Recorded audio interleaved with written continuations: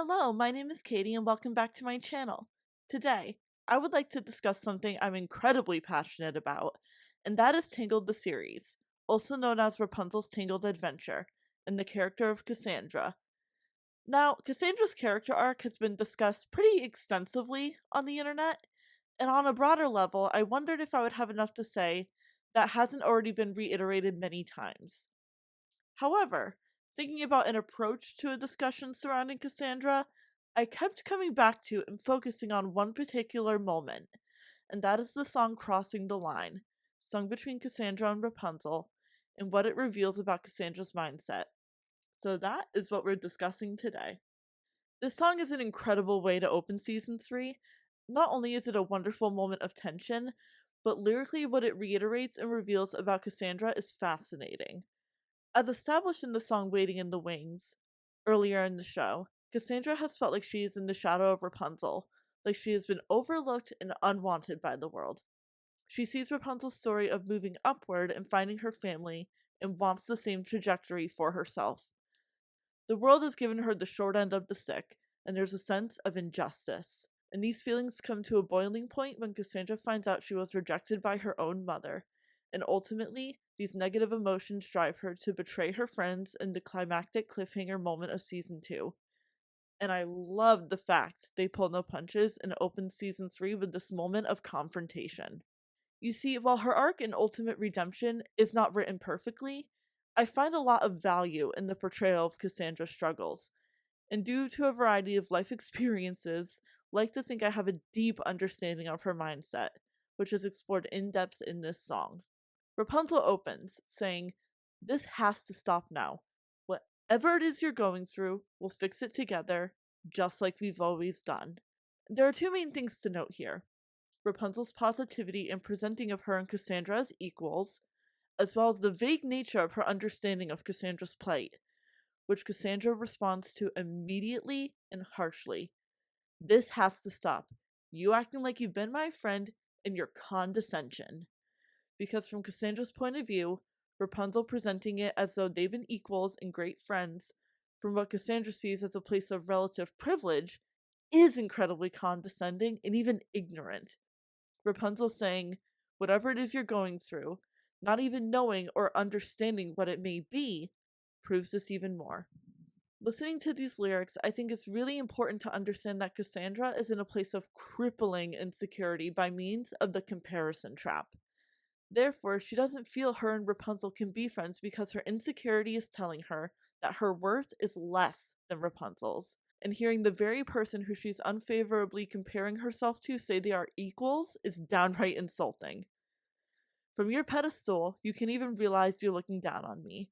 And yes, condescension is a fantastic word for what Cassandra feels here, and I love that they use it, especially with the added, "just like you've always done." I actually wish that line, "and don't even hear how you condescend," was acted a bit more in the vocal performance, because it is such an expression of frustration, of built up resentment. In Cassandra's eyes, Rapunzel has been doing this their entire relationship while under a false pretense of being equals. And notice the end of Rapunzel's line uses the collective we, imploring Cassandra to work together with her, while Cassandra's ends with an accusatory singular you. One has seen this as an equal two-sided relationship. The other has not. This show does a phenomenal job of exploring the strengths and flaws of Rapunzel's character, some informed by her childhood trauma, and that really shines through her response to Cassandra's arc. She doesn't see in this moment how her hope and positivity is toxic to Cassandra, because they are operating in two entirely different realities. Insecurity, especially fed by comparison, can lead to quite the self-fueling complex that actively warps your worldview and can make you incredibly hostile towards other people, even those you love, which we see in action here. And yes, I say this from experience. You know how Xantiri is a demon and uses Cassandra's insecurity to manipulate her and further the divide between her and Rapunzel? That's an outward manifestation of the inner demons that have been informing Cassandra's downward self-destructive spiral. Insecurity has a way of using lived experience to inform its victim's worldview, under the guise of factual evidence, and settling them in until getting out of that worldview is oddly uncomfortable. When it is so deeply ingrained in your psyche that you are worthless, believing anything different is terrifying because it is a shaking of your fundamental understanding of reality. And this process is so sinister because it not only makes any confidence or sense of worth contingent on others and the world, but actively depowers the one person with the means to help the victim themselves.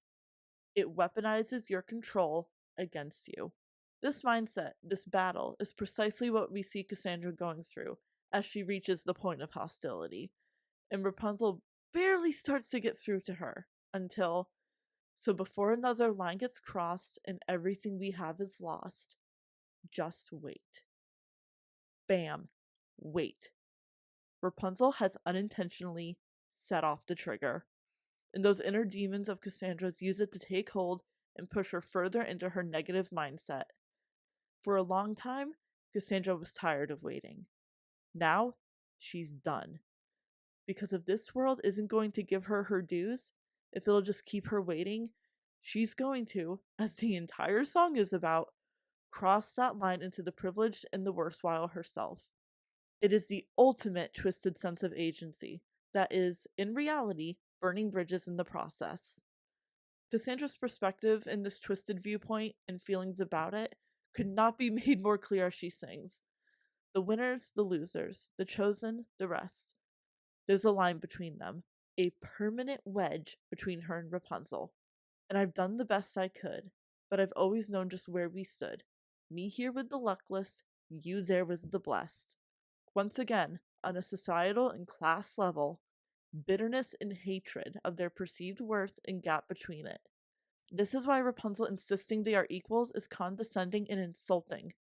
To Cassandra, she is so clearly amongst the forlorn of the world, while Rapunzel stands amongst the privileged.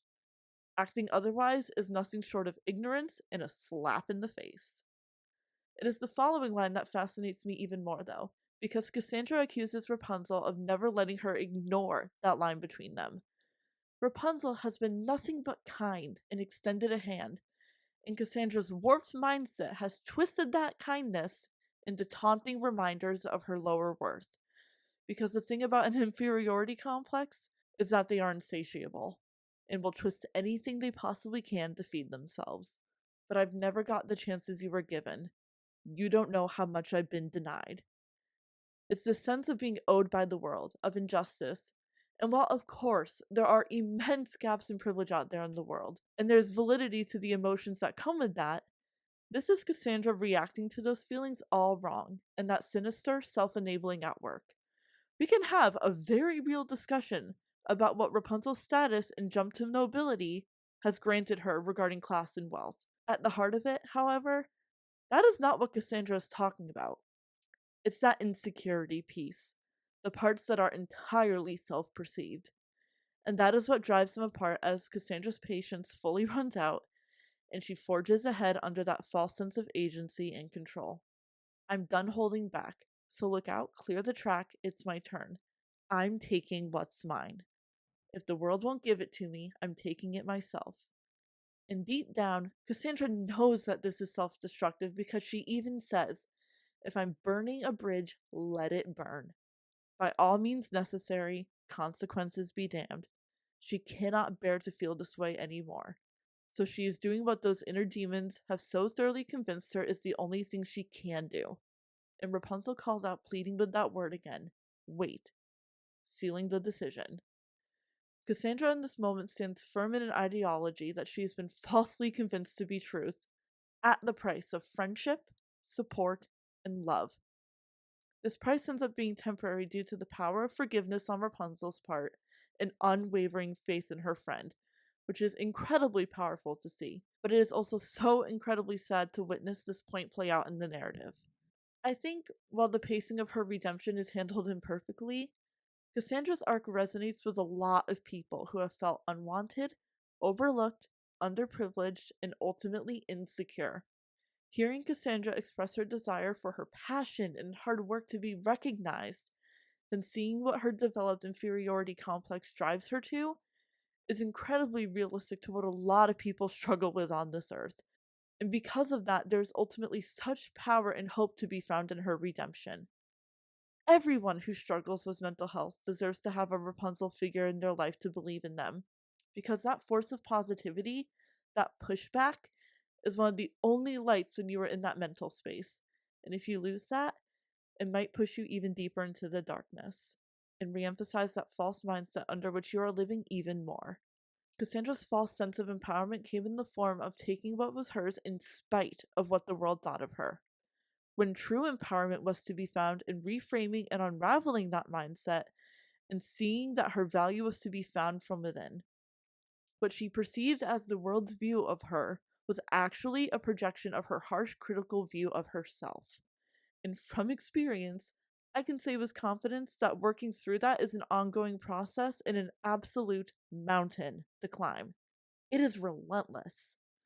But though relying on one's own strengths may seem impossible and even worse in the depths of negativity, with time and through growth, it ultimately becomes a relief to know that, as much work as it is, we are in control of every step of the journey. I absolutely love that Cassandra's arc ends with what is clearly a journey of self discovery, going off on an adventure. She no longer wants external validation because she has found security within herself. It feels very fitting to her character and her interests, and I love that it's presented as an alternative road to happily ever after, in contrast to, for example, Rapunzel and Eugene, whose own happiness includes their romantic relationship. Different people find it in different ways, and that's not to say romance or even a new friendship couldn't be part of Cassandra's future, but they're where they're meant to be in their paths right now, and it is beautiful to behold. I think this ending note for Cassandra is very fitting. She needed this, and I frankly see a lot of myself in her journey, as do many others, I'm sure. That is about all I have for you today, and I hope you enjoyed what I had to say. Cassandra is a wonderful character, and I would love to hear your thoughts about her arc and the perspective I presented here down below. With that, thank you so much for listening, and I'll see you in the next episode. Bye.